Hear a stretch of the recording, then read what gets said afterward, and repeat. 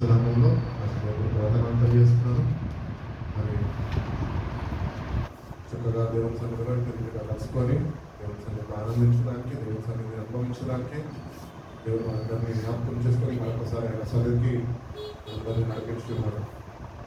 దేవుని నమ్ముకున్న మనము, రక్షణ పొందుకున్న మనము దేవుని యొక్క పిలుపుకి లోబడి దేవుణ్ణి వెంబడించే వారమై నడిపించున్నాం. ఎంతమంది దేవుని యొక్క పిలుపుకి లోబడి ఈరోజు జీవిస్తున్నారు? ఎంతమంది దేవుని పిలుపుకి లోబడి ఆ పిలుపుకి స్పందించి జీవిస్తున్నారు? చెప్పండి. ఈరోజు రక్షింపబడ్డాము, లేకపోతే యేసు ప్రభు గురించి తెలుసుకున్నాము, ఆయన నిజమైన దేవుడు అని తెలుసుకొని రక్షణలోకి వచ్చిన వారు మనం ఉంటున్నాము. కానీ నా ప్రశ్న ఈరోజు సాయంత్రం ఏంటి అంటే, ఎంతమంది ఆయన పిలుపుకి లోబడి స్పందించి ఆయనని వెంబడిస్తున్నారు? బైబిల్ సెలవిస్తున్నది, ఆయన మనని ఉన్నతమైన పిలుపుతోని ఆయన పిలిచి ఉన్నాడు. కాబట్టి you have a special calling from God. ఒక మంచి అధికారి, ఒక పెద్ద స్థాయిలో ఉన్న ఒక అధికారి ఒకవేళ నీకు కబురు పెట్టి నేను పిలిస్తే నువ్వేం చేస్తావు? ఏం చేస్తామండి? నన్నెందుకు జ్ఞాపకం చేసుకున్నాడు, నన్నెందుకు పిలిచాడు, ఏమి మాట్లాడబోతాడు, ఏమి అడగబోతున్నాడు, లేకపోతే ఏంటి అని ఎన్నో ప్రశ్నలతోని మనము భయాందోళనలకి గురైపోయి ఏమి స్పందించాలి అని మనము అయోమయ పరిస్థితిలో మనము ఎట్టి రీతిగా స్పందిస్తాము అని ఆలోచిస్తుంటాం. ఎందుకు ఈ మాట చెప్తున్నా అంటే, ఒక అధికారి గురించి ఎందుకు చెప్తున్నా అంటే, ఒక అధికారి నిన్ను పిలిస్తేనే నువ్వు అన్ని ప్రశ్నలను కలిగి ఉంటున్నావే, కానీ వాక్యం సూచిస్తుంది దేవుడు నిన్ను ఉన్నతమైన పిలుపుతోనే పిలిచాడని. మరి దేవుని పిలుపు విని, ఆయన స్వరం విని వచ్చిన నువ్వు మరి ఆయనతోని సంభాషించి కొద్దిసేపు గడిపి అసలు ఆ పిలుపుకి లోబడి మనం జీవించే వారుగా మనం ఉంటున్నాం. దేవుడు పిలుచుకున్నాడు, నమ్మదగిన వాడు. పిలిచిన దేవుడు ముట్టిగా మనని విడిచిపెట్టాడు. పిలిచాడు అంటే మన యాత్ర కథ ముట్టించే వరకు ఆయన మనతో నుండి నడిపించే దేవుడు అయి ఉన్నాడు. కాబట్టి ఆ ఉన్నతమైన పిలుపుతోనే మనం పిలిచాడు కనుక ఆ ఉన్నతమైన పిలుపుకి మనము లోబడి జీవించే వారుగా మనము ఉంటున్నామా? నిజంగా ఆయనని వెంబడించే వారుగా మనం ఉంటున్నాం. You have a special calling from God and it is your responsibility and it is your duty to obey him and walk according to his words. ఆయన నేను పెంచుకున్నాడు, నువ్వు లోబడి ఆయన ప్రతి ఒక్క మాట ప్రకారము నువ్వు జీవిస్తేనే ఆ ఉన్నత పిలుపుకి స్పందించిన వ్యక్తిగా, ఆ ఉన్నత పిలుపుకి లోబడిన వ్యక్తిగా నువ్వు తీర్చిదిద్దబడగలవు. దేవుడు పిలుచుకున్నాడు కదా వచ్చేస్తే సరిపోదు. పిలుచుకున్న దేవుడికి లోబడేవారు ఆయన కావాలి. అందుకనే పిలువబడ్డవారు అనేకులు, కానీ ఏర్పరచబడ్డవారు కొందరే. ఎవరు అంటే కొందరు ఆయన పిలుపుకి లోబడ్డవారు. ఉన్నతమైన పిలుపు, మనము ఆ పిలుపుకి స్పందించాలి అంటే బైబిల్ చక్కటి మాట చెప్తుంది. ఫిలిప్పీయులకు రాసిన పత్రిక 3వ అధ్యాయం 13-14 వాక్యాల్లో ఏం చెప్తున్నారు సార్? చదవండి. ఫిలిప్పీయులకు రాసిన పత్రిక 3వ అధ్యాయం 13-14. అమ్మా పోటీ వద్ద ఎవరైనా నేను ఇదివరకే పట్టుకుని ఉన్నానని తలంచుకొనను. ఇదివరకే నేను పట్టుకొని ఉన్నాను అని తలంచుకొనను. అయితే ఒకటి చేయుచున్నాను, వెనుక ఉన్నవి మరచి ముందున్న వాటికే వేగిరపడుచు క్రీస్తు యేసునందు దేవుని ఉన్నతమైన పిలుపునకు, దేవుడు యొక్క ఉన్నతమైన పిలుపునకు కలుగు బహుమానము పొందవలెనని గురి యొద్దకే పరిగెత్తుచున్నాను. ఇప్పుడు ఉన్నతమైన పిలుపు అని ఈరోజు సాయంత్రం మనం మాట్లాడుకోబోతున్నాం కనుక ఈ ఉన్నతమైన పిలుపుకి లోబడే వారిగా మనం ఉండాలి అంటే భక్తుడైన పౌలు తెలియజేస్తున్న రీతిగా ఫస్ట్ మనం ఏం చేయాలంట? వెనుకున్నవి మనం మర్చిపోయే వారమేనా? వెనుకున్నవి ముందేసుకునే వారం మనం. వెనుకున్నవన్నీ ముందేసుకొని ఎందుకు ఇట్లా అయింది, ఎందుకు నన్ను ఇట్లా అన్నాడు, ఎందుకు ఇట్లా నన్ను చేశాడు అని చెప్పి ఎన్నుకున్నవన్నీ, అయిపోయినవన్నీ, గతం అంతా ముందేసుకొని మనము ఫ్యూచర్ని పాడు చేసుకుంటున్నాం. అటు రీతిగా కాదండి. భక్తుడు తెలియజేస్తున్నాడు, నేను ఇదివరకే పట్టుకొని ఉన్నాను, నేను నమ్మిక కలిగి లేను, ఐఎమ్ నాట్ షూర్, కానీ I'm sure of one thing. ఏంటి అంటే నన్ను పిలిచిన వాడు నమ్మదగిన వాడు. ఆయనను వెంబడించాలి అంటే నేను వెనుక ఉన్న వాటిని మర్చిపోవాలా, ముందున్న వాటి గురించి నేను వేగిరపడాలి అని భక్తుడు తెలియజేస్తున్నాడు. కాబట్టి యేసయ్యని సొంత రక్షకుడిగా అంగీకరించిన మనము, దేవుడి యొక్క ఉన్నతమైన పిలుపుకి మనము ఆయన దగ్గర నుంచి అందుకున్న మనము అంట ఆ బహుమానం కొరకు, ఆ బహుమానము మనం పొందుకోవాలి అంటే మనం మొట్టమొదటిగా వెనుక ఉన్న నీ గతాన్ని నువ్వు మర్చిపోవాలి. మనం చాలాసార్లు వెనుక ఉన్నవి మర్చిపోం. ఎందుకు? ఆ ఉంటేనే మనం జీవించగలం, ఆ ఉంటేనే మనకు కాలక్షేపం అవుతుంది, ఆ ఉంటేనే మనకు టైం పాస్ అవుతుంది. వాటి గురించి మాట్లాడుకుంటూ టైంని వృధా చేసుకుంటున్నాం. అంటే రీతిగా కాదండి. ఒకవేళ నువ్వు కానీ వెనుక ఉన్నవి మర్చిపోకపోతే, వెనుక ఉన్నవి నువ్వు మర్చిపోకపోతే కనుక వాక్యం చదివిస్తున్న రీతిగా నువ్వు ముందు దేవుడు నీకు అనుగ్రహించే బహుమానాన్ని నువ్వు పొందుకోలేమో అని క్లియర్గా చెప్తున్నాడు ఆయన. కాబట్టి ఎందరైతే వెనుక ఉన్నవి మర్చి ముందున్న వాటి కొరకు వాళ్ళు వేగిర పడేవారు ఉంటారో వాళ్ళు మాత్రమే ఆ నిత్య జీవం అనే బహుమానము పొందుకుంటారు. మన పౌరస్థితి పరలోక రాజ్యంలో ఉన్నది అని వాక్యం చదివిస్తుంది. కాబట్టి మనందరం ఇక్కడ యాత్రికులము, బాటసారులు మాత్రమే. We are just travellers and sojourners on this earth, we are just passing by. కాబట్టి ఈ లోకంలో జీవిస్తున్న మనము, దేవుని బిడ్డలుగా, దేవుని రక్షకుడిగా అంగీకరించి జీవిస్తున్న మనము ఎక్కువ సార్లు వెనక ఉన్నవి మర్చిపోయి లేని వారిగా మనము ఉంటున్నాము. ఎందుకు అంటే మన కొరకు దేవుడు దాచి ఉంచిన బహుమానాన్ని మనము శ్రద్ధ వహించక, మన మనసు దాని మీద నిలుపగా, మనం వెనుక ఉన్న వాటిని బట్టినే మన మనసును నిలిపి మనకు దేవుడు అనుగ్రహించే బహుమానాన్ని పోగొట్టుకుంటామేమో అని ఆయన వాక్యంలో స్పష్టంగా మనకు తెలియజేస్తున్నాడు, ఆయన హెచ్చరిస్తున్నాడు. అట్టి రీతిగానే ఆయనతో పొలికొట్టుకుంటున్నాడు. కాబట్టి మన జీవితాల్లో క్రీస్తుని వెంబడించాలి అంటే వెనకున్న గతాన్ని మర్చిపోవాలి. ఒకప్పటికి బ్రతుకు పాడైపోయి ఉండొచ్చు, కానీ యేసుక్రీస్తుని రక్షకుడిగా అంగీకరించినాక, ఆయన రక్తం చేత నువ్వు కడగబడినాక, ఆ విశ్వాసంలో నువ్వు ముందు కొనసాగుతున్నప్పుడు నువ్వు వెనుక ఉన్నవి మర్చిపోవాలి.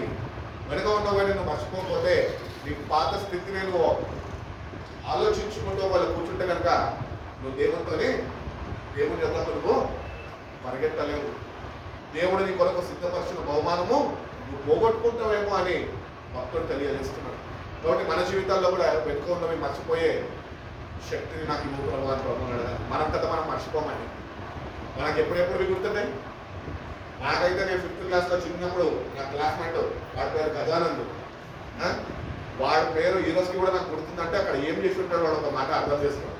అది నాకు ఈ రోజు వరకు ఎందుకు గుర్తుంది తెలుసా? పెన్సిల్ షార్ప్ చేస్తుంది. ఎంత షార్ప్ చేస్తావరా అని అడిగినందుకు అదే పెన్సిల్తో వేసి నన్ను చెవులో నుంచి వెనుకున్న మర్చిపోయినా నేను. ఒక విధంగా ఆలోచిస్తే మర్చిపోలేదు, కానీ ఇంకో విధంగా ఆలోచిస్తే కనుక వాడిని ఏ 5th క్లాస్ అయితే నేను స్కూల్లో ప్లేస్ ఉన్న ఆ రోజు నుంచి నేటి వరకు వాడిని నేను కలవలేదు, చూడలేదు. వాడు ఎక్కడ ఉన్నాడు, నేను ఎక్కడ ఉన్నా నాకు తెలియదు. నేను ఎందుకు ఎగ్జాంపుల్ చెప్పాను అంటే మనం చాలాసార్లు వెనుక ఉన్న గతాన్ని మర్చిపోమని అవే తలంచుకుంటూ మన ముందున్న బహుమానాన్ని మనము పోగొట్టుకునే వారిగా మనం ఉంటాం. అందుకనే మన గతాన్ని విడిచిపెట్టే కృపను దేవుని దగ్గర నుంచి పొందుకోవాలి. అందుకని మన జీవితాల్లో ఎప్పుడు దేవుని సన్నిధిలోని ప్రార్థన చేస్తున్నప్పుడు దేవుడు నిన్ను పెంచుకున్నాడు ఉన్నతమైన పిలుపుతో. ఎందుకంటే నీ కొరకు ఒక బహుమానము ఆయన సిద్ధపరిచి ఉన్నాడు. నువ్వు ఆయన పిలుపుకి లోబడి వెనుక ఉన్నవి మర్చిపోయి, నీ గతాన్ని మర్చిపోయి, లోకాన్ని విడిచిపెట్టి ముందు నీ బహుమానం కొరకు నువ్వు పరిగెట్టే వాడిగా నువ్వు ఉంటే ఆ బహుమానం నీకు ఆయన అనుగ్రహిస్తాడు.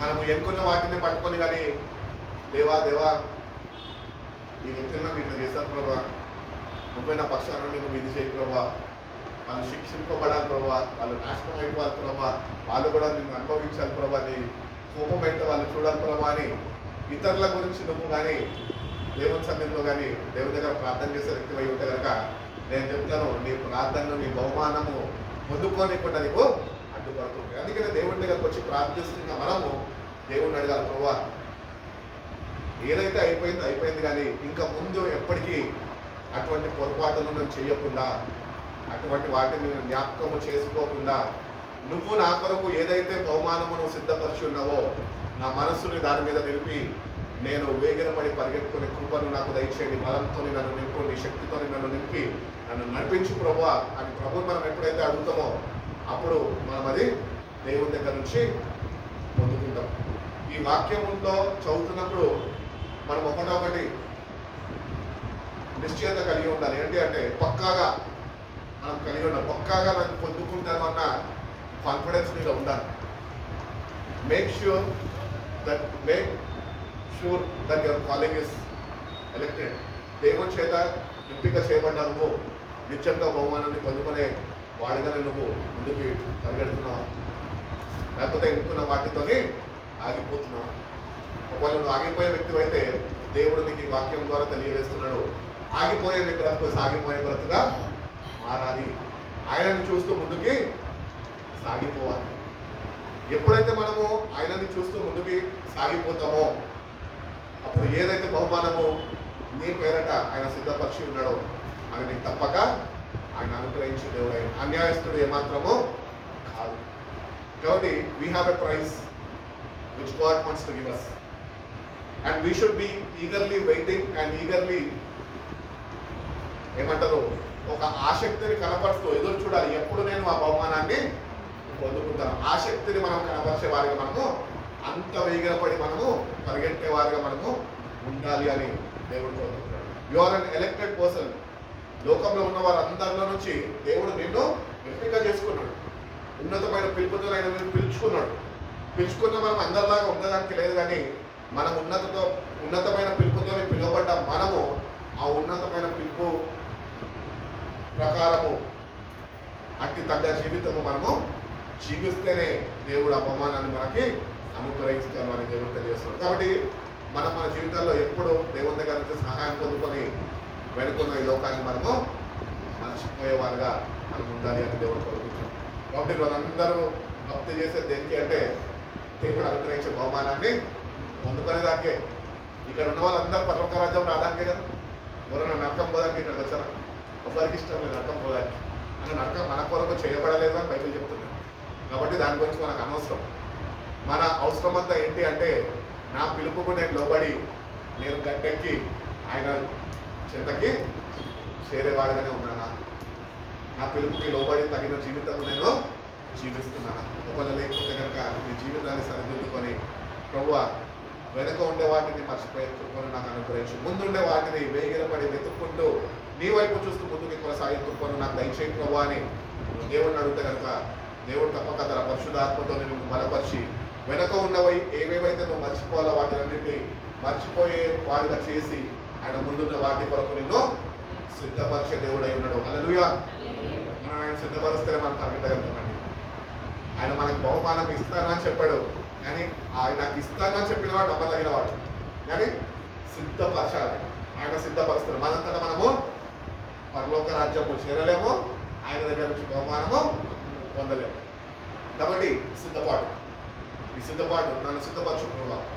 ఈ వాక్యం నన్ను సెలవిస్తున్న రీతిగా భక్తుల ద్వారా వెనకను మర్చిపోతున్నా, ముందున్న వాటి కొరకు వేగిరపడుతున్నా. ఏదైతే నా కొరకు నువ్వు దాచి ఉంచావో అది పొందుకునే కృపను నాకు దయచేయి. అటువంటి జీవితం నాకు అనుగ్రహించు ప్రభు అని దేవుడిని అడిగినప్పుడు దేవుడు తప్పక నీకు సహాయము చేస్తాడు. అట్టి రీతిగా ఆయన చూసి ముందుకి ఎట్టి రీతిగా నువ్వు నడుచుకోవాలి ఆయన నీకు నేర్పించే దేవుడు. లూకాసు వార్త 9వ అధ్యాయంలో 62వ వాక్యంలో అంటాడు కదా, యేసు ప్రభు ఒక చక్కటి మాట్లాడుతున్నాడు. యేసు నాగటి మీద చేపెట్టి వెనుక తట్టు చూడువాడు ఎవడు దేవుని రాజ్యమునకు పాత్రుడు కాడని వానితోని చెప్పాను. ఎవరన్నను నాగటి మీద చెయ్యి వేసి క్రీస్తుని రక్షకునిగా అంగీకరించి శిలువని మోసేవాడిగానే ఉండాలి, కానీ వెను తిరిగే వాడిగా మాత్రము ఉండకుండా. ఒకవేళ వెను తిరిగితే పరలోక రాజ్యంలో నీకు స్థానము లేదు అని దేవుడు చెప్పుచున్నాడు.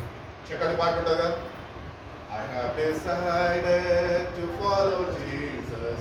I have decided to follow Jesus. I have decided to follow Jesus. No turning back, no turning back. Next verse ఏమంటుంది? The cross before me, the world behind me. The cross before me, the world behind me. The cross before me, the world behind me. No turning back, no turning back. మీ కొరకు నా కొరకు మన అందరి కొరకు రక్షణ ఇవ్వడానికి యేసు ప్రభు వారు కల్వరి సిలువలో ఆయన మరణించారు. మనం ఆయన చూస్తూ ముందుకి కొనసాగే వారిగా ఉండాలి. కానీ ఆయన సిలువను ఎత్తుకొని మోసే మనము ఒకవేళ వెనకకి తిరిగితే ఏమైంది? ఆయనకి శిష్యులుగా కానీ ఆయన రాజ్యంలోనికి చేరే వారిగా ఏమాత్రమో మనం ఉన్నాము. దేవుడు తన దాసుడిని పెంచుకున్నాడు. తన దాసుడు ఎవరు చెప్పాలా? పాత నిబంధన ఎగ్జాంపుల్ కేరళ చెప్తే బాగుంటుంది. చాలా ఇంకొక క్లూ ఇస్తా. దాసుడిని దేవుడు పెంచుకున్నాడు, కటనాన్ని నాశనం చేస్తాను. ఎవరమ్మా? యోనా గారు ఇంకా క్లోజ్. అమ్మగారు ఏం చేశారు? వెనక తిరిగి ఏమైపోయింది? స్పష్టం అయిపోయింది. వెనక తిరిగితే ఏమైతుంది తెలుసా? మన జీవితము ఆయనతో సాగిపోకుండా ఆగిపోతుంది. లోకంలో ఆకర్షితుడై లోకంలోనే మిగిలిపోతావు. కాబట్టి మన జీవితాల్లో మనం ఒక తీర్మానం కలిగి ఆయన వెంబడిస్తుంది. ఆయన వెంబడించే మనము కష్టమైన, శ్రమైనా, ఎంతైనా ఇబ్బంది అయినా,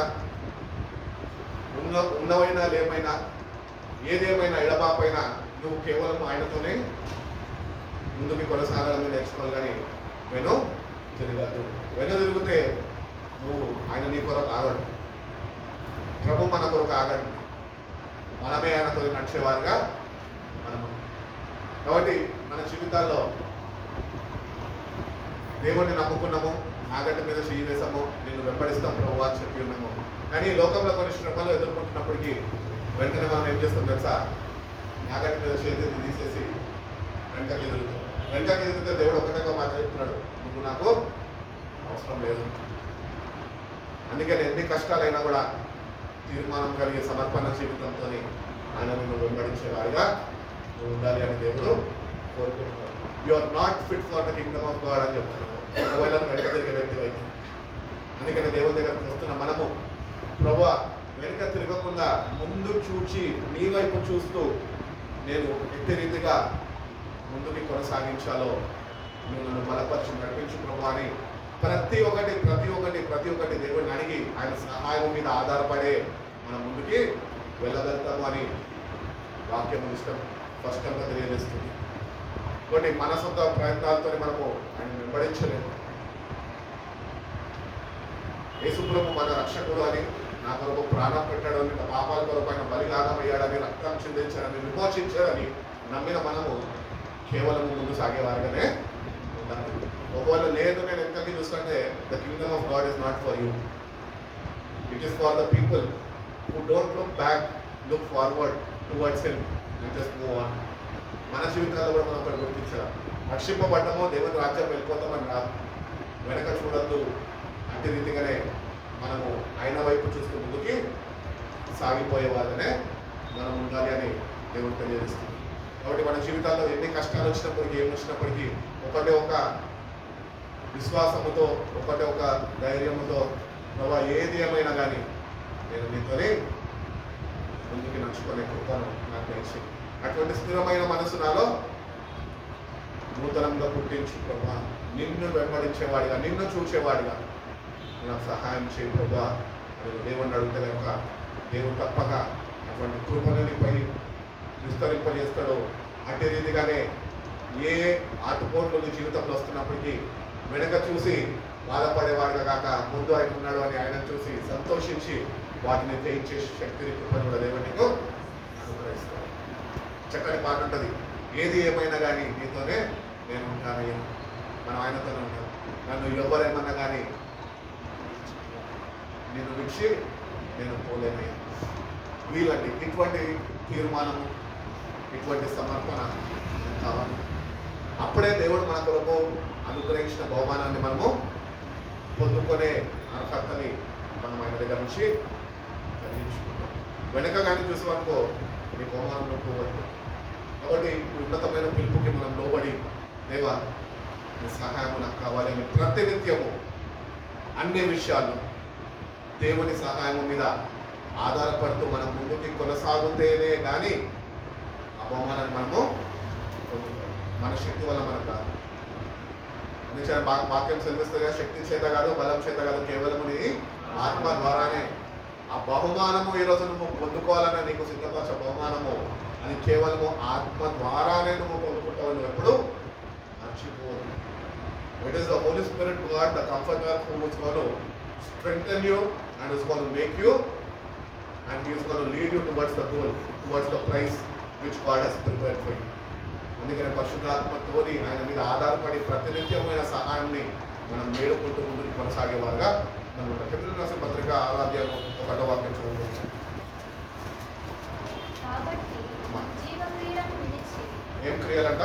జీవ క్రియలను విడిచి మారుమనసు పొందుటయు దేవుని యందలి విశ్వాసమును బాప్తిసములను గురించిన బోధయు హస్త నిక్షేపమును మృతుల పునరుద్ధానమును నిత్యమైన తీర్పును అను పునాది మరలా వేయక క్రీస్తును గూర్చిన మూలోపదేశము మాని సంపూర్ణం అవుటకు సాగిపోవాలంట.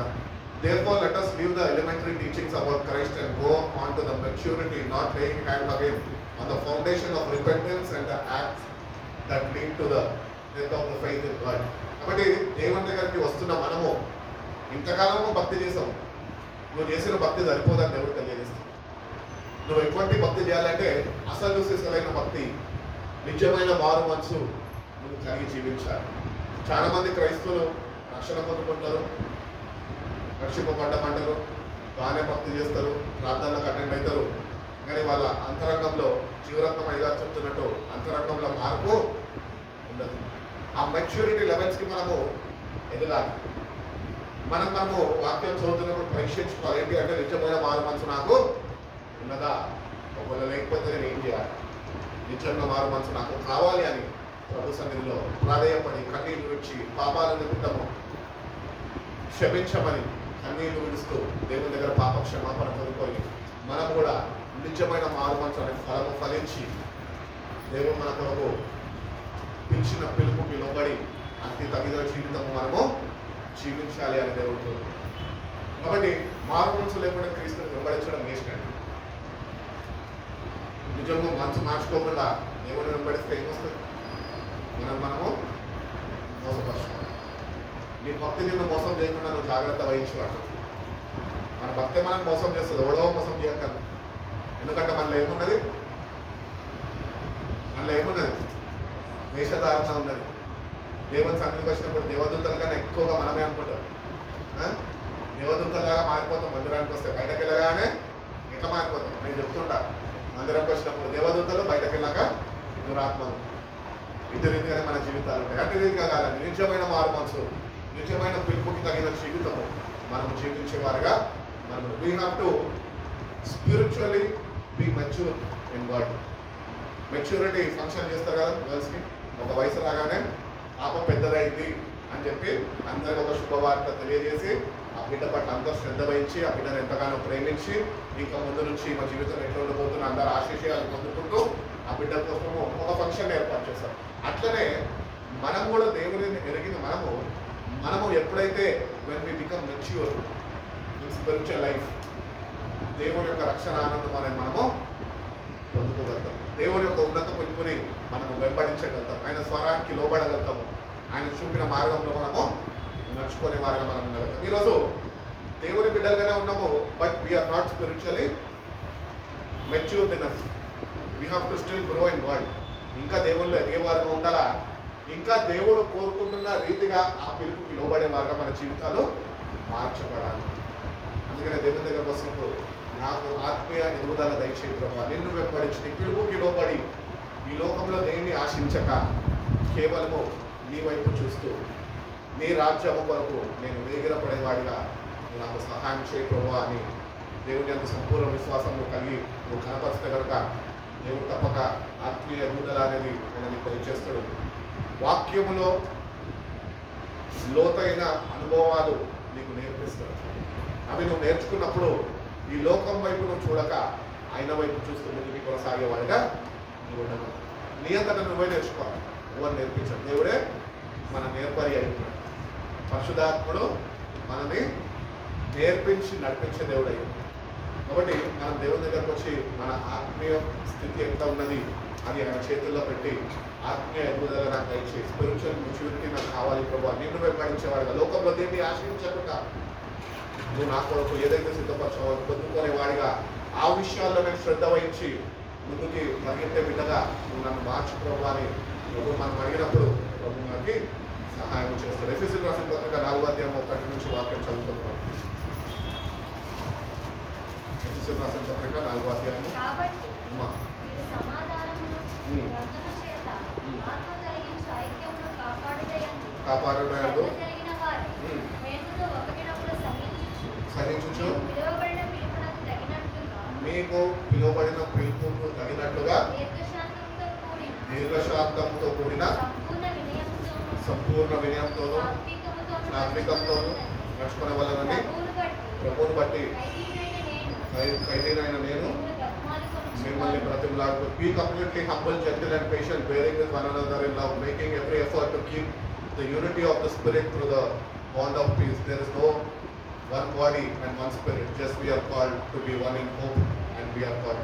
కాబట్టి దేవుని యందు సంపూర్ణ నిరీక్షణ కలిగి అందరినీ సహించేవారుగా నీకు ఏమేమి కావాలంటున్నాడు అక్కడ దేవుడు. You have to be completely humble. తగ్గింపు అనేది నీలో ఉండాలి. నీ పిలుపు దేవుడు పిలిచినాడు కరెక్టే. పిలుపులోనికి పిలువబడ్డ నువ్వు ఆయన నీ పిలుపుకి లోబడుతున్నా అంటున్నావే. లోబడాలి అంటే నీలో ఒక క్వాలిటీ ఏంటి తెలుసా? తగ్గింపు ఉండాలి. ఆ తగ్గింపు లేకపోతే కనుక నేను పిలిచినవాడు దేవుడు కానీ నేను పిలిచినవాడు మరి ఒక్కడు. దేవుడు పిలుపుకి నువ్వు లోబడే వ్యక్తిగా ఉంటే మొట్టమొదటిగా నీలో ఉన్న లక్షణం ఏంటి తెలుసా? తగ్గింపు. ఎందరైతే వాళ్ళు తగ్గించుకుంటారో ఆయన వాళ్ళని హెచ్చించే దేవుడు. Humble yourselves in the sight of the Lord and He will lift you up. దేవుడు తాను తగ్గించుకున్నాడు. ఈరోజు ఆ పిలుపుకి తగ్గ జీవితం మనం జీవించాలంటే మనం తగ్గించుకునే వారుగా మనం ఉండాలి. We have to be completely humble and we have to be gentle. Gentle అంటే తెలుగులో ఏమంటారు? సాత్వికముగా ఉండాలి. చాలాసార్లు మనం ఎట్లుంటాం? సాత్వికంగా ఉన్నాం, ర్యాష్గా రూడ్గా ఉంటాం. మా ఆవిడ ఒకసారి మాత్రం ఏదైనా జోక్ వేస్తుంటే నేను ఏం చేస్తా తెలుసా?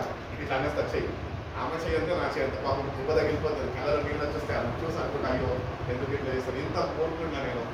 ఆమె గురించి నాకు తెలుసు ఇంత డెలికేట్ ఉంటుంది, అయినప్పటికీ నేను చేతితో నేను కానిస్తాను. నా చేయి ఎక్కడే ఆమె చేయి ఎక్కడ. అప్పుడు నన్ను నేను సరిదిద్దుకుంటూ ఉంటాను. ఎందుకు అంటే ఆమె కన్నీళ్ళు నాకు నేర్పిస్తుంటే నువ్వు జంటల్గా లేవు, నువ్వు జంటల్గా ఉండడం నేర్చుకొని నాకు నేర్పిస్తుంటే. సో చిన్న చిన్న విషయాల్లో మనము దేవుడిని వెంబడిస్తున్నాం అనుకుంటాం కానీ చిన్న చిన్న విషయాల్లో పొరపాట్లు చేసి ఆ పిలుపుకి లోబడక మనం ఆ పిలుపుని పోగొట్టుకుంటున్నాం. అందుకని మనము ఎప్పుడు తగ్గింపు హృదయంతో సాత్వికంగా ఉండడము నేర్చుకోవాలి. అట్టి రీతిగానే ఓపిక సహనం మనకి కావాలి. ఓపిక లేకపోతే ఆయన వెంబడించగలుగుతామా? సహనం లేకపోతే మనం ఆయన నీకు వస్తున్న కష్టాలు ఎదుర్కోవాలని వెంబడించగలుగుతాం. కాబట్టి దేవుని దగ్గరకు వస్తున్నప్పుడు ఇవన్నీ ఆయన దగ్గర నుంచి మనము నేర్చుకునే వారిగా మనము ఉండాలి.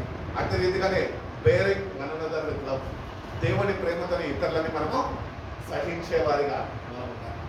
మనకి భారంగా ఉండొచ్చు, అయినప్పటికీ నీ బాధ్యత ఏంటి తెలుసా? దేవుడు ఇచ్చింది వాళ్ళని సహించాలి. చాలా మంది అంటారు కదా, నీ ఇష్టంగా నువ్వు చేసుకున్నావు అనుభవించండి. ఇష్టంగా చేసుకున్నాం కాబట్టి ఇలా ఏం చేయాలి? అనుభవించాలి. దేవుడు నాకు వెంబడిస్తున్నావు కాబట్టి, ఇష్టంగా వచ్చావు కాబట్టి, కష్టాలు వచ్చినా ఏమొచ్చినా నువ్వు అనుభవించు. It is your problem. But I'm the one who can strengthen you and I will lead you. కాబట్టి దేవుని దగ్గర వస్తున్న ఇప్పుడు అన్నీ నేర్చుకోవాలండి. దేవుని దగ్గర నుంచి వ్యక్తిగతంగా నేర్చుకుంటేనే ఆయన వెంబడించగలుగుతాము అని దేవుడు తెలియదు. ఎందుకు మా ఆవిడ ఎగ్జామ్స్ ఎక్కువ తీసుకుంటున్నా అంటే మరొకరు తీసుకుంటే మళ్ళీ ఆమె కోపం వస్తుంది. కాబట్టి చిన్న చిన్న విషయాల్లో మనం పొరపాట్లు చేస్తూ దేవుని పిలుపుకి లోబడక మనం చూపిస్తుంటాం. కాబట్టి దేవుడి పిలుపుకి లోబడి ఒకరినొకరు భరిస్తూ దేవుని ప్రేమని కలిగి చూపిస్తూ మనము ముందుకు వెళ్ళినప్పుడే ఆ ఉన్నతమైన పిలుపుకి ఆ బహుమానానికి మనము అర్హులుగా తీర్చిదిద్దబడగలుగుతాము అని దేవుని వాక్యము మనకి సెలవిస్తుంది. కొరింథీయులకు రాసిన మొదటి పత్రిక 9వ అధ్యాయం 24వ వాక్యం ఒకసారి చూద్దాం. అందరికీ తెలిసిన వాక్యాలే ఇవి. చదవండి. పరిగెత్తు వారందరూ పరిగెత్తుదరు కానీ ఒక్కడే బహుమానము పొందుడని మీకు తెలియదా? పొందునట్లుగా పరిగెత్తుడి. అందరూ పరిగెడతారు. రన్నింగ్ రేస్ పెడితే ఎవరు ఫస్ట్ వస్తారు? ఇప్పుడు ఎవరిలో ఎంత సత్తా ఉందో ఎవరు చూపిస్తే ఎవరు నిరూపించుకుంటే వాడే ఫస్ట్ వస్తారు. అవునా? వాడికే ప్రైజ్ ఇస్తారు. అందరికి ఇస్తారు. పరిగెట్టిన వాళ్ళందరికీ ప్రైజ్ ఇస్తారు. ఇయ్యాలి. అందుకనే అట్టి రీతిగా మనము పరిగెత్తాలి. ఎందుకంటే దేవుడిచ్చే బహుమానము ఈ లోకపరమైనది కాదు, కానీ అది పరలోక సంబంధమైనది. దేవుడు నీ కొరకు సిద్ధపరుచున్నాడు. కాబట్టి ఎట్టి రీతిగా అయితే ఈ లోకంలో పంద్యాలకి, బహుమానాలకి, గోల్డ్ మెడల్ కొట్టుకోనికి అంత కృషి చేసి, అంత కష్టపడి, అంత ట్రైనింగ్ తీసుకొని వాళ్ళు ఆ ఒలింపిక్స్లో కానీ రన్నింగ్ కాంపిటీషన్స్లో కానీ వాళ్ళు ఎందుకు అంత సాహసించి వాళ్ళు కష్టపడతారంటే వాళ్ళకి ఆ బహుమానం కావాలి, మరొకరికి అది రావద్దు అని అంతగా వాళ్ళు శ్రద్ధ వహించి వాళ్ళు సాహసిస్తూ వాళ్ళు కష్టపడి చెమట కార్చి ఆ బహుమానం కొరకు వాళ్ళు కాంపిటీషన్లోకి వెళ్తారు. ఎందుకంటే అనేక మంది ఉంటారు ట్రైనర్స్, అనేక మంది అథ్లీట్స్ ఉంటారు. ఒక్క అథ్లీట్ ఓడిపోతే వాడు ఓడిపోయడానికి పేరు రాదు, ట్రైనర్ది తప్ప అని ట్రైనర్ కూడా తప్పుపడతాడు. ఆయన సరిగ్గా ట్రైనింగ్ ఇవ్వలేదు కాబట్టే వీడు ఓడిపోయాడు, బహుమానం పొందుకోలేడు అని ఒక చెడ్డ అభిప్రాయం కలిగి పేరు వచ్చేస్తుంది. అట్లే రీతిగా కాక మనం ఎట్లా పరిగెట్టాలంట? దేవుడు ఇచ్చిన ఆత్మ సహాయం ద్వారా బలాన్ని పొందుకుంటూ మనం పరిగెట్టే వారు ఉంటారట. ఎప్పుడైతే నువ్వు ఆత్మ బలాన్ని కలిగి, ఎప్పుడైతే పరిశుద్ధాత్మ సహాయం ద్వారా నువ్వు పరిగెట్టగలుగుతావో ఆ బహుమానాన్ని పొందుకొని కృపను దేవుడు నీకు అనుగ్రహిస్తాడు. అని అందుకనే ఆత్మ ద్వారానే, it is only through the spirit you can inherit the kingdom of God. నోటితో ఒప్పుకున్నంత మాత్రాన నీకు రక్షణ ఇవ్వాలి. ఆత్మ నడిపించుకున్నా, ఆత్మ నిన్ను నడిపించాలి. ఆత్మ నిన్ను సంపూర్ణతలోనికి దేవుళ్ళు నిన్ను నడిపించాలా. దాని తర్వాత ఆ బహుమానాన్ని పొందుకొని ఆ కృపను కూడా దేవుని పట్ల అనుగ్రహిస్తేనే, ఆత్మ నడిపింపు నీకు ఉంటేనే నువ్వు పొందుకొని వాడు. కాబట్టి అందరూ పరిగెడుతున్నాము, కానీ ఎంతమంది బహుమానం పొందుకుంటారు నాకైతే తెలియదు. Make sure that you receive your gold medal. దేవుడిచ్చే బహుమానం నువ్వు పొందుకునే వాడుగా ఉన్నావా లేదా అని నిన్ను ప్రతినిత్యము వాక్యం చేత సరిదిద్దుకుంటూ నీ జీవితాన్ని సరిపరుచుకొని ప్రభు దగ్గర సహాయాన్ని పొందుకొని ఆయన ఆత్మ సహాయం ద్వారానే మనం బహుమానాన్ని పొందుకునే వారుగా మనం ఉంటాము అని దేవుడు తెలియజేస్తాం. పేతురు రాసిన మొదటి పత్రిక 5వ అధ్యాయం 10వ వాక్యం చదువుతున్నాం. మొదటి పత్రిక 5వ అధ్యాయం 10వ వాక్యం.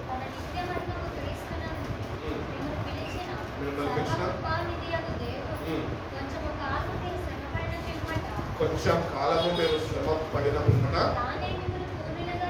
తానే మిమ్మల్ని పూర్ణులుగా చేసి, అబ్బా ఎంత చిక్కటి మాట ఇక్కడ భక్తులు తెలియజేస్తున్నాడు చూడండి. After you have suffered a little while, the God of all grace who has called you to his eternal glory in Christ will himself restore you, confirm, strengthen and establish you. కాబట్టి ఆయననే నేను స్థిరపరిచే దేవుడై ఉన్నాడు. ఆ బహుమానాన్ని కొనుక్కొని కూడా ఆయనని మనకి అనుగ్రహించే దేవుడై ఉన్నాడు. అందుకని కొంత కాలంలో మనకి ఏమంటే ఇది శ్రమ. ఈ శ్రమలో మనం ఎట్లుండాలి? స్థిరులుగా విశ్వాసంలో మనము స్థిరపరచబడి దేవుని వైపు చూస్తూ వాటిని జయించే వారిగా మనం ఉన్నప్పుడే దేవుడు మనకు సహాయం చేసి మన ముందుకి ఆయన నడిపిస్తాడు. అక్కడ వాక్యం క్లియర్గా తెలియజేస్తాడు. ఆయననే నిన్ను బలపరుస్తాడు, ఆయన నిన్ను స్థిరపరుస్తాడు. బలపరచడం, స్థిరపరచడం అంటే నీ జీవితంలో భూమి మీద ఉన్నప్పుడు బలపరచడం, బలాన్ని పొందుకోవడం కాదు. స్థిరపడడం అంటే ఒక బంగ్లా కట్టుకొని, కారు కొనుక్కొని ఒక సొంత ఇల్లు కలిగి ఉండడం కాదు. స్థిరపరచడం అంటే నీకు నిత్య రాజ్యంలో ఇది కూడా ఆయనతో యుగాలు ఉండే రీతిగా ఆయన నిన్ను వాక్యములో ఆత్మ ద్వారా ఆయన నిన్ను స్థిరపరిచే దేవుడై ఉన్నాడు. కాబట్టి మనం స్థిరపరచబడాలి, దేవుడితో స్థిరపరచబడాలి. మనం స్థిరపరచబడాలి అంటే ఏం చేయాలి? ప్రతినిత్యము వాక్యంని కలిగి జీవించి, వాక్యంని ఆధారం చేసుకొని జీవించి, వాక్యం అందు సంపూర్ణ విశ్వాసము మనం కలిగి జీవించే వారిగా ఉన్నప్పుడే మనము స్థిరపరచగలగలం. దేవుడు మనం స్థిరపరచగలుగుతాడు. ఎందుకంటే వాక్యపు శక్తి నీలో ఉన్నది. నీలో వాక్యపు శక్తి లేకపోతే దేవుడు కూడా ఏం చేయలేడు. ఎందుకంటే వాక్యమే దేవుడై ఉన్నాడు కనుక వాక్యాన్ని మన హృదయంలో భద్రపరచుకొని బలాన్ని పొందుకుంటూ మనము వాక్యంలో స్థిరపడే వారిగా మనం ఉన్నప్పుడే పరలోక రాజ్యాన్ని మనము చేరే అర్హతను దేవుడు మనకి అనుగ్రహిస్తాడు. పౌలు తెలియజేస్తుంటాడు కదా, అందరికీ తెలిసిన వాక్యం 2 తిమోతి రాసిన పత్రిక 4వ అధ్యాయము 7-8 వాక్యం. బైబిల్లో ఉండడం కాదండి, సమాజంతో పోతే సమాజం మీద రాసే వాక్యం. సమాజం మీద ఏ వాక్యం రాస్తారు? నేను మంచి పోరాటము ఏ పోరాడాడు కానీ రాయడం అయితే వాక్యము చక్కటి వాక్యం రాస్తుంటారు. నాకు అనిపిస్తుంటారు చూసినప్పుడు, ఫస్ట్ మంచి పోరాటం పోరాడాలంటే నేను ఎటువంటి పోరాటం పోరాడుతున్నాను ఫస్ట్ నాకు ఒక ప్రశ్న ఎదుగుతుంటాను. అక్కడ ఏమంటున్నాడు భక్తుడు? నేను మంచి పోరాటము పోరాడితేనే నా పరుగును నేను కడపట్టించుతుంది, నా విశ్వాసాన్ని నేను కాపాడుకుంటుంది. ఇక మీదట నా కొరకు నీతి కిరీటము ఉంచబడి ఉన్నది. ఆ దినమందు నీతిగల న్యాయాధిపతి అయిన ప్రభువు అది నాకును నాకు మాత్రమే కాకుండా తన ప్రత్యక్షతను అపేక్షించు వారందరికీ అనుగ్రహించు. కాబట్టి not only to me but also to all those who love his appearing. ఆయన ప్రత్యక్షత కొరకు ఎదురు చూసేవారిగా అనుకున్నాను. ప్రభు మన కొరకు త్వరగా రాబోతున్నాడు. ఆయన ఆల్రెడీ వచ్చాడు, తండ్రి చిత్తం నెరవేర్చేశాడు. నీ కొరకు నా కొరకు తండ్రి కృపాక్షాల కోసం విజ్ఞాపన చేస్తున్నాడు. ఈరోజు మనం ఎట్లుండాలి అంటే సంఘముగా పెళ్లి కుమార్తె సంఘంలో పిలువబడుతున్న మనమంట ఆయన ప్రత్యక్షత కొరకు ఎదురు చూసే వారిగా ఎవరైతే ఉంటారో వాళ్ళు మాత్రమే బహుమానాన్ని పొందుకుంటారు. వాళ్ళకే దేవుడు ఆ కిరీటాన్ని అనుగ్రహిస్తాడు. ఆయన న్యాయాధిపతి, న్యాయం తీర్చడానికి ఆయన వస్తున్నాడు. ఈజ్ రైచస్ జడ్జ్ అని బైబిల్ చెప్తున్నది. నీతి గల దేవుడు నీతి తీర్పుని, న్యాయ తీర్పుని ఆయన జరిగించడానికి వస్తున్నాడు. కాబట్టి మనము దేవుని దగ్గరకు వస్తున్నప్పుడు మంచి పోరాటం పోరాడి ఒక చర్చ్ ముందు మన ఫేవర్లో ఆయన ఉండాలి అంటే మనము సరిదిద్దుకోని అవసరం మనకి ఉన్నది. అప్పుడే మనకి నీతి కిరీటము అనుగ్రహింపబడుతుంది. పౌలు తెలియజేస్తున్న రీతిగా నా కొరకు నీతి కిరీటము ఆయన దాక్షి ఉంచాడు, అది నేను కోరుకుంటున్నా. అది నాకు మాత్రమే కాదు అని ఎందరైతే ఆయన ప్రత్యక్షత కొరకు ఎదురు చూస్తున్నారో కనిపెట్టుకొని ఉన్నారో వాళ్ళందరికీ కూడా అనుగ్రహిస్తున్నారు. కాబట్టి మన డ్యూటీ ఈరోజు ఏంటి అంటే we have to eagerly wait for his appearing. ఎప్పుడన్నా రాబోతాడు, ఉదయకాలం రాబోతాడు, మధ్యాహ్నం రాబోతాడు, సాయంత్రకాలం రాబోతాడు, ఏ జాబునన్నా ఆయన రాబోతున్నాడు. నీ డ్యూటీ నువ్వు కరెక్ట్గా చేస్తే నువ్వు కానీ ఒకవేళ నీ పనులు నువ్వు బిజీగా ఉంటే ఆయన రాక కొరకు నువ్వు ఎదురు చూసేవాడిగా ఆ శక్తి నీలో లేకపోతే అది నువ్వు పొందుకోలేవు అని దేవుడు తన వాక్యం ద్వారా తెలియజేస్తాడు. కాబట్టి మనం ఈరోజు పెళ్లి కుమార్తె సంఘంలో ఉంటున్నాం. పెళ్లి కుమార్తెగా రాజు నీ కొరకు నా కొరకు ప్రభు రాబోతున్నాడు కనుక ఆయన ఎప్పుడు వస్తాడా అని ఆ శక్తిని కనపరుస్తూ వేచి ఉండే అనుభవంలోనికి మనము ఆత్మ ద్వారా నడిపింపబడితేనే మనము ఆయన ప్రత్యక్ష కొరకు ఎదురు చూసే వారిగా మన జీవితాలు మార్చబడుతుంది. మన వాళ్ళు వస్తున్నారంటే ఎదురు చూస్తామా? ఫర్ ఎగ్జాంపుల్ మా అక్క వస్తుంది, శంషాబాద్ ఎయిర్పోర్ట్ పోయి ఏం చేస్తాం? ఏ డోర్ నుంచి వస్తున్నా అని ఎదురు చూస్తున్నాం. ఎందుకో చెప్పింది ల్యాండ్ అయిపోయినా అన్నది ఇప్పుడు బయటకు రావాలి, ఎదురు చూస్తుంది. ఎంత తొందరగా వస్తే అంత తొందరగా మళ్ళీ ఇంటికి వచ్చేయచ్చు. అంత రీతిగానే ఎందరైతే ప్రభు కొరకు ఎదురు చూస్తారో అంత తొందరగా వాళ్ళందరినీ ఆయన ఇంటికి తీసుకెళ్ళిపోతారు. ఎదురు చూడని వారికి ఆయన వాళ్ళని విడిచిపెట్టి వెళ్ళిపోతారు. కాబట్టి ఎదురు చూసి ఆయనతోని పరలోక రాజ్యాన్ని చేరే వారిగా అంత్య దినాల్లో ఉంచినప్పుడు రాకడ సమయంలో ఉంటారు అన్నీ తెలిసినవే. కానీ ఇంకా మనము ఆయన రాకని కానీ నిర్లక్ష్యం చేసే వారిగా మనం ఉంటే బహుమానాన్ని పొందుకునే వారిగా దౌర్భాగ్య స్థితిలోకి మనం వెళ్ళిపోతాం. అందుకని అటు రీతిగా కాక మనము దేవుని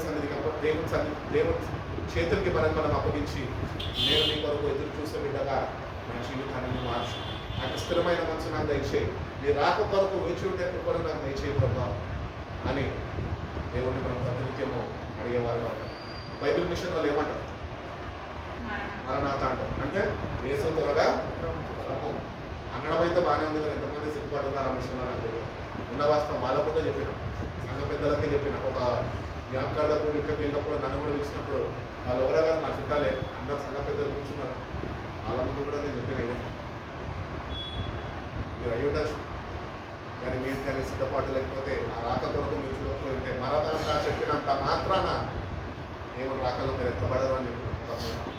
అందుకనే మనకు అనుకునేపబడిన రక్షణ మనది, ఎవరి సహాయం మనకు చేయలేదు. కాబట్టి దేవుడు త్వరగా రాబోతున్నాడు. ఆయన రాబోతుండగా మన పని మనము సరి చేసుకొని సరిగ్గా చేసేవారుగా, అప్పగించిన పనిని అలా తిరిగి ఆయనకి లెక్క అప్పచెప్పేవారుగా మనం ఉంచిన కనుక ఆయన రాక కొరకు ఎదురు చూసినప్పుడు అవమానాన్ని మనము పొందుకుంటాం. మనం దేవుడు తెలియజేస్తున్నాం. అదేవిధంగా ఒక వాక్యం చూసుకోండి. పేతురు రాసిన మొదటి పత్రిక 1:3-4 వాక్యాలు చదువుకున్నాం. చదవలేదు.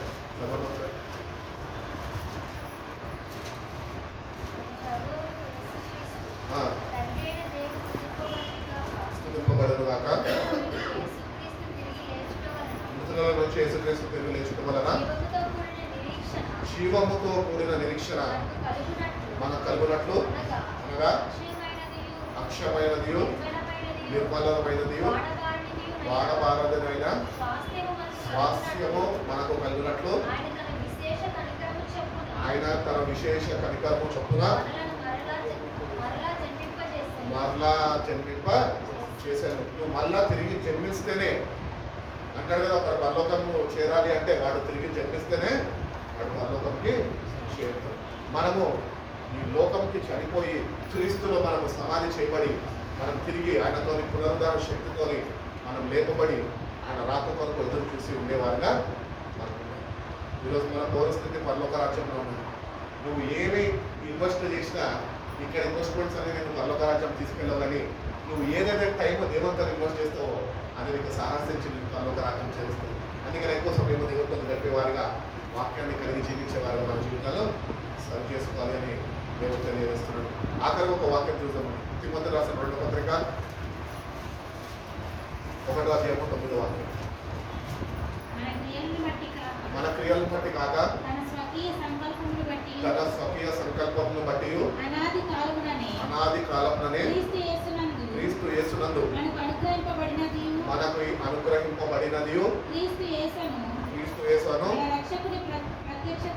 మన రక్షకుడి యొక్క ప్రత్యక్షత వలన బయలుపరచబడిన తన కృపను బట్టి మనల్ని రక్షించి పరిశుద్ధమైన పిలుపుతో ఆయన మనల్ని పిలిచాను. చాలండి.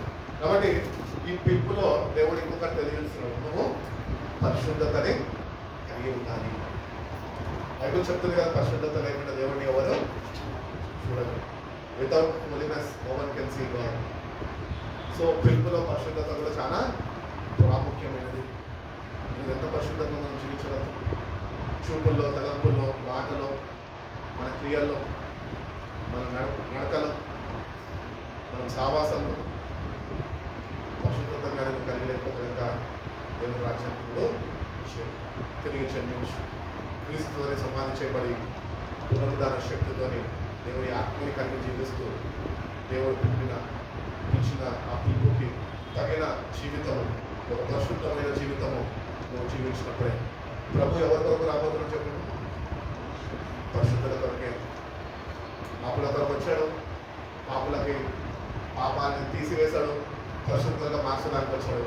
ఈరోజు ఎంతైతే పరిశుద్ధత కలిగి ఉంటారో, పరిశుద్ధ దేవుని రాక కొరకు ఎదురు చూస్తారో, పరిశుద్ధులు మాత్రమే ఆయన చేర తీసుకుంటారు. కానీ పాపులు తిరుగుబాటు చేసి తిరిగి జన్మించక వాళ్ళ జీవితాన్ని మార్చుకోక ఉంటారు చూడండి, వాళ్ళని విడిచిపెట్టి ఎందుకంటే పరిశుద్ధత లేకుండా దేవుని రాజ్యాన్ని మనం చేరలేం. కాబట్టి మన పరిశుద్ధతని ఇప్పటివరకు పరిశుద్ధంగా లేవేమో, నేటి నుంచి విశ్వాసంతో దేవుడు ఇచ్చిన నిరీక్షణతో ఆయన వైపు చూస్తూ కాల్చిన రక్తం చేత నన్ను కడిగి నన్ను పరిశుద్ధిగా మార్చుకోవాలి. పరిశుద్ధత నాకు అనుగ్రహించు. మనం పరిశుద్ధంగా మారాలంటే ఏం చేయాలి? పరిశుద్ధ పరిశుద్ధ పరిశుద్ధ ప్రభువా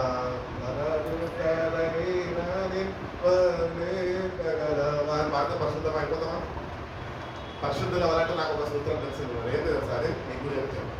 నువ్వు పరిశుద్ధంగా తీర్చిదిద్దబడాలంటే ప్రభా విశ్వసిస్తున్నాను, నీ రక్తంతో నన్ను అడుగు, నీ పాపాలన్నింటినీ నన్ను క్షమించు, నా పాపాలన్నింటినీ క్షమించు, నేను పరిశుద్ధులుగా చేయాలంటే మాత్రం పరిశుద్ధులుగా అయిపోతావా? నేను పరిశుద్ధంగా తీర్చిదిద్దబడాలి అంటే పరిశుద్ధమైన దేవుని దగ్గరకు వస్తున్నాను, మోకరించి నీ పాపాల నిమిత్తం నువ్వు పశ్చాత్తాపడి కన్నీరు నుంచి ఇంకొకటి చేయాలి. ఏం చేయాలి సార్? నీలో ఉంటున్న పాపం ఏదైతే ఉందో అది నువ్వు ఆయనకి ఇచ్చేస్తే ఆయన పరిశుద్ధత నీకు ఇస్తాడు. ఎందుకంటే పాపంని మోసిన దేవుడు ఆయన. హల్లెలూయా. నీ పాపాన్ని నా పాపాన్ని ఆయన మీద వేసుకొని కల్వరి సినిమాలో మనని పరిశుద్ధులుగా మార్చడానికే ఆయన బలియాగంగా తను అప్పగించుకుంటున్నాడు. కాబట్టి అంటిల్ అండ్ అన్లెస్ మన పాపాలు మనం ఆయనకి ఇవ్వకపోతే అప్పగించకపోతే మనం పరిశుద్ధులుగా తీర్చిదిద్దబడాలని నేను దేవుడి దగ్గర అదే నేర్చుకున్నాను. నేను పరిశుద్ధులుగా ఒక పరిశుద్ధమైన జీవితం జీవించాలంటే నన్ను ఏలుతున్న ప్రతి ఒక్క పాపము, నాలో ఎత్తున్న ప్రతి ఒక్క పాపకు నేను ఆయనకి ఇచ్చా. ఆ పాపము నేను ఇచ్చేస్తా కాబట్టి ఇక్కడ ఆయన పరిశుద్ధతతో నన్ను రీప్లేస్ చేసుకుంటూ ఆ పరిశుద్ధతలో సంపూర్ణతలోకి ఆయన నడిపించినప్పుడే దేవుడి దృష్టిలో అంగీకారమైన జీవితం జీవిస్తూ ఒక యోగ్యుడిగా పరలోక రాజ్యం చేరేవాడిగా అర్హత నేను కలిగి జీవించడం. కాబట్టి మనలో ఉన్న పాపము